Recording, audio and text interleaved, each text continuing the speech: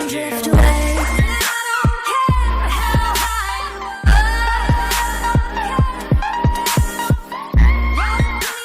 Hey yo, what's good everybody? Hope that you guys are all having a blessed day. Now today's video is gonna be a little bit different. Obviously you can see I don't have my TV right next to me and I'm not spotlighting a player because I want to talk to you guys about something that I feel is super important. I want to explain to you guys why I believe that playing Division 3 football is a scam. Now before everyone starts blowing up the comment section, I do not mean a scam as in the fact that they're like cheating you out of something or anything like that, but I mean if you guys are trying to make it to the NFL, going the Division 3 route is basically impossible. But if you guys just want to play some more football and you don't really have aspirations to make it to the NFL, then no. I mean, Division 3 football, it's still football and they still give you a great education, so that's not the scam part. But if you're trying to make it to the NFL, nah.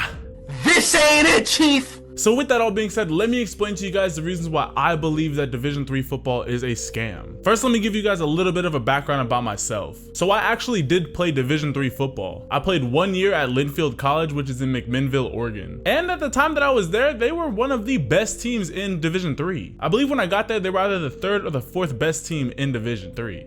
It's pretty impressive. They also hold the NCAA record for the most consecutive winning seasons. So I mean, it's a weird flex, but you know what I'm saying.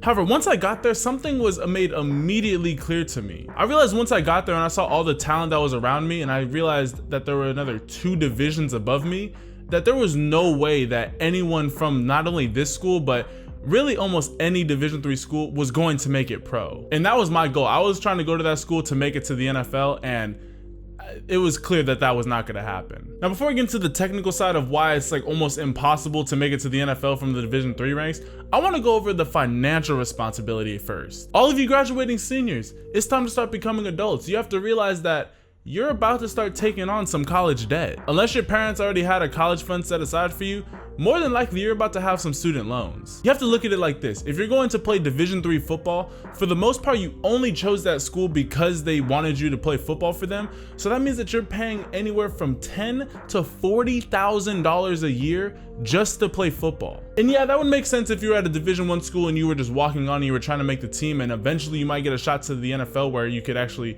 pay off that debt with an NFL salary. But when you're in Division 3, you have really no shot of making it to the NFL, so you're paying $30,000 to $40,000 just to play football. Linfield College for me was $42,000 a year. $42,000. That means that over the course of 4 years, I would have spent over $160,000 just to play football. If I didn't want to play football, I would have just stayed in state or went to a junior college. Which, by the way, going to a junior college is kind of the point that I'm trying to get across here, so just pay attention to that. Now, I don't know about you guys, but for me, the reason why I chose to go to a Division 3 school, even though I did have my local junior college reach out to me, the reason why I decided to not go with them and go to a Division 3 school was because growing up, I never really had, at least as far as like coaching wise goes, I never had a coach tell me like they believed in me and that they really thought that I could be something special. And so when I finally had a coach, I was like, hey, like I want you to come onto our team, like boom, we got a spot for you. I was already just so excited, and I didn't even think about the fact that like I was only going to this school just to play football,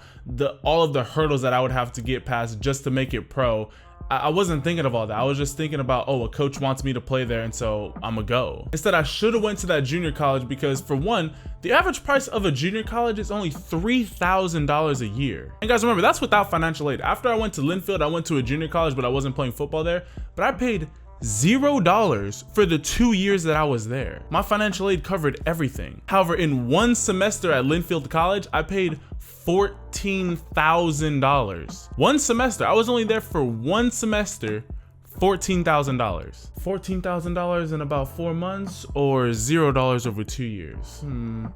You see what I'm getting at? Basically, for all of you graduating seniors, I'm asking you guys to do a hard look in the mirror and decide, do you really want to try and make it pro? Are you willing to put in the time and all of the extra work to make it go pro? Because if you are willing, I would highly suggest that you go to a junior college, you go out there, you ball out, you show them that you can play, and then you get college coaches, Division 1 college coaches start looking at you, and then you can get an offer from there. The goal is to get offered, because then you're not paying to play football. The whole goal is to continue to play football for free. As athletes, we already pay to play football, and the time that we spend going to practices, the energy of just being tired all the time and still going and taking classes, we pay that way. We shouldn't also have to pay with our money. Oh, but Marcus, there have been guys who have made it from Division 3 to the NFL. What do you mean? You're right, there has been plenty of guys who've made it from Division 3 to the NFL. But let's take a look at those guys. Currently, there are 12 players from the NFL who came from the Division 3 rank. And no, I didn't mean that there were 12 players drafted this year from Division 3. I mean, over the entirety of every single draft, there have only been 12 people that have been able to stay in the NFL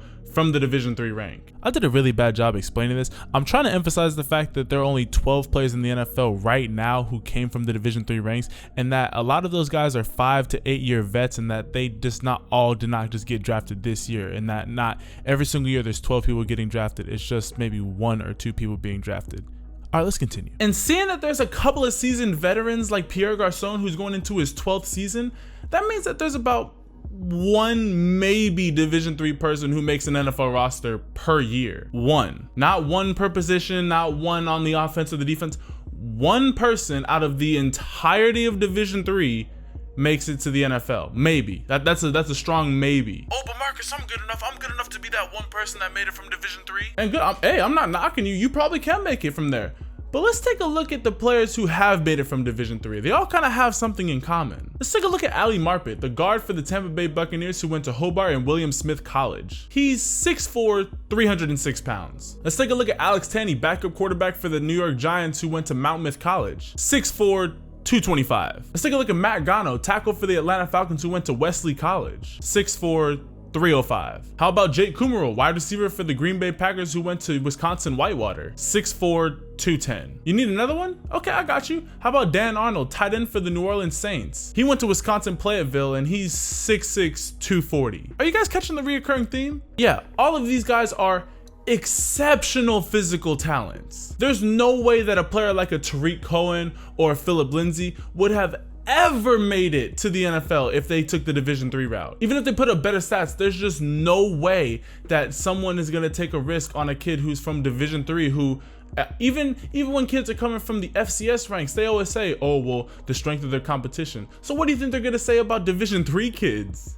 He got to the Senior Bowl and he had to kind of erase that small school stigma. So not only do you have to put up exceptional numbers at the Division 3 rank, but you also need to be a physical specimen for NFL teams to even look at you. Real quick, I want to talk about a player who was from the Division 3 ranks that I saw, and he had a chance to make it to the NFL, and he actually got invited to the practice squad but didn't make the team. But I just want to break down his story just to show you guys how hard it is to make an NFL roster coming from the Division 3 rank. Eric Rogers was a wide receiver at Cal Lutheran University, and this dude had it all. I mean, the dude's senior year highlight tape was 21 minutes long, and it wasn't just full of fluff plays. This dude was making that many plays. Eric Rogers was 6'4", 215 pounds, ran a 4.4 40, had around a 40-inch vert. Literally anything that you could want from a wide receiver, this dude had. 2,000 plus yards in his senior year of receiving, like 20 plus touchdowns. Like, the dude literally had it all. And he got invited to the 49ers training camp, where sadly he was not able to make the team. Now, Eric has been able to establish a nice career in the CFL, so obviously that's really good for him, but again, the NFL is always the prize. And so when I saw that a player like that wasn't even able to make a team, I knew that the chances of anyone making it from the Division 3 ranks to the NFL are extremely slim. And that's why I advocate, and the main point of this video is, if you guys do not have a scholarship to go play somewhere, go to a junior college. Literally, I wish that someone would have sat me down and would have been like, Marcus, you have talent, but you need to refine some things.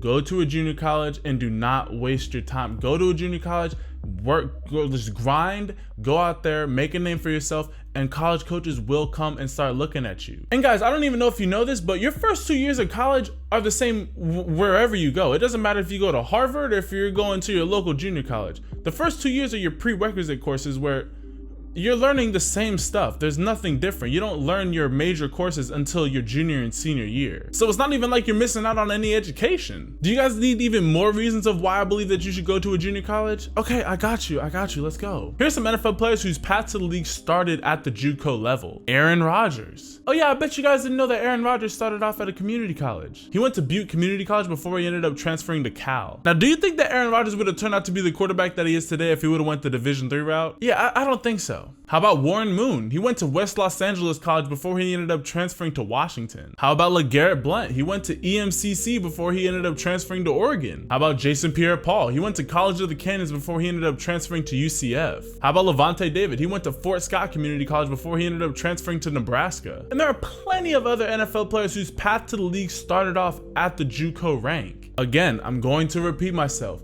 If you are a graduating senior and you do not have a scholarship, that means if someone is not paying your tuition to go and play football for them, go to a junior college. If you want any chance of making it to the NFL, do not go to a Division III school. You're going to waste your time there. You're going to be paying anywhere from $50,000 to over maybe around $200,000 over the 4 years that you're there just to play football, to not make it to the NFL. It is just not worth it. And let's say that you lose passion for the game. If you're at a junior college, you'll realize that without having to put up all that money up front. It's literally a win-win-win-win-win-win-win situation going to a junior college to find out if you really have the talent to play high-end Division I football, and if you're really meant to cut out to go and try and make the NFL. All right, you guys, so I just wanted to break that down to you guys because I really wish that someone would have sat down and told me, hey, Marcus, do not go to Linfield College. Not because, again, that is a great football program over there. I'm not throwing shade on any program in specific. I'm just saying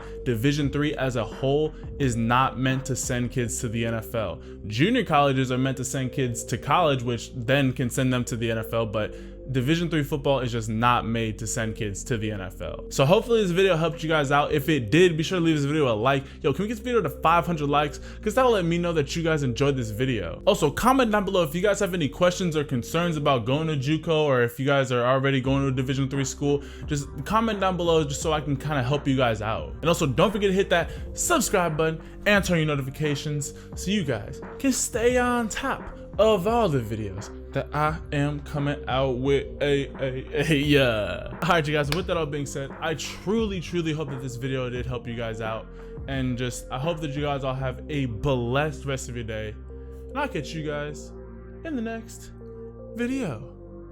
Ciao.